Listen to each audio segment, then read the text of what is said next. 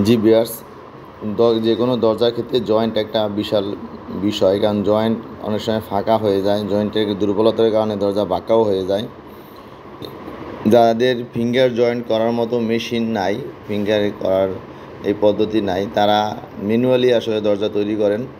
তা কীভাবে জয়েন্টটা দিলে পরে আপনারা আরও দীর্ঘদিন দরজাটা মোটামুটি আপনার ঠিক থাকবে, সেই বিষয়ে আমরা আমাদের অভিজ্ঞতা এখানে তুলে ধরলাম। এখানে যে জয়েন্টগুলো দেখতেছেন, আমরা গ্রুপ করার পরে সেখানে আপনার একটা 3 ইঞ্চি কাঠ দেখেন, এখানে 4 ইঞ্চি লম্বা সেটা, এবং এর পরই আপনার 1.5 ইঞ্চি কাঠ আদা করে আর কি, হাফ ইঞ্চি করে কেটে সেটা আপনার বসিয়ে দিতেছি।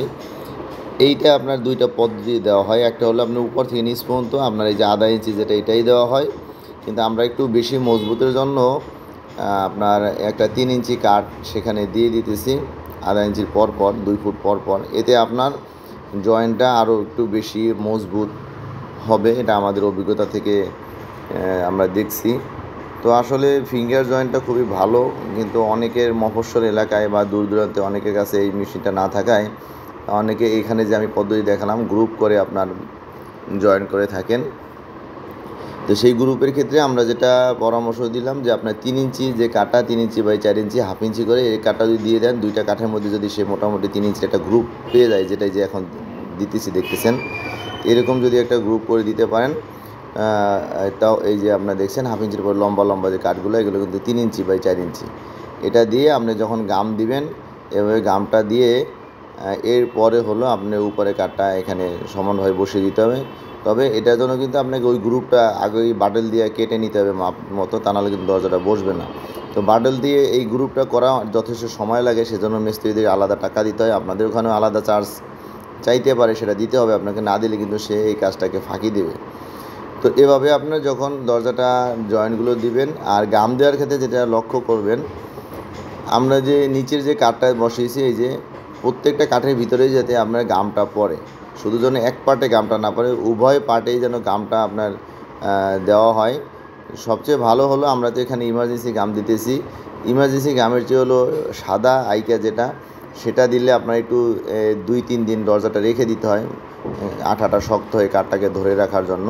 সেই সময়টা যদি দিতে পারেন তাহলে আপনার সাদা আঠা দিবেন, আর সময় না থাকে তাহলে এভাবে ইমার্জেন্সি গাম যেটা আছে এটা দিয়ে আপনারা সবগুলো কাঠ দিয়ে ব্লক করে, এরপরে ক্লাম দিয়ে আপনাকে, এই যে দেখছেন ক্লাম দিয়ে আপনার চাপ দিতে হবে, তাহলে ফাঁকাগুলো একদম সমান হয়ে লেগে যাবে। এভাবে ক্লাম দিয়ে যদি আপনি চাপ দিয়ে রাখেন, তাহলে কয়েক ঘন্টা পরে দরজার সবগুলো কাঠ সুন্দরভাবে পরস্পর লেগে যাবে, এবং এটা আর দ্রুত ফাঁকা হওয়ার সম্ভাবনা থাকে না।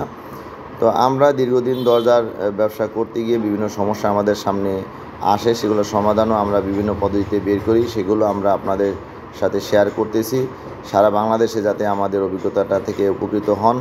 কারণ আমরা তো আর সারা বাংলাদেশে সবাইকে দরজা চৌকাঠ সাপ্লাই দিতে পারবো না, এটা ক্যাপাসিটির একটা বিষয়, এটা অসম্ভব।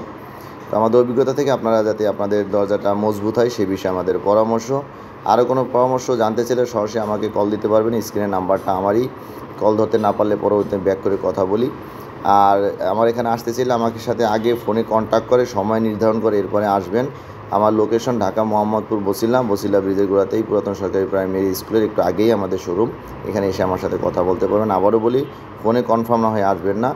অনেকে দোকানে না এসেও ব্যাংকে বিকাশে টাকা পাঠিয়ে দেন, অর্ডার দিয়ে দেন, আমরা সেই অর্ডার অনুযায়ী আপনাদের দরজা চৌকাঠ সাপ্লাই দিয়ে থাকি।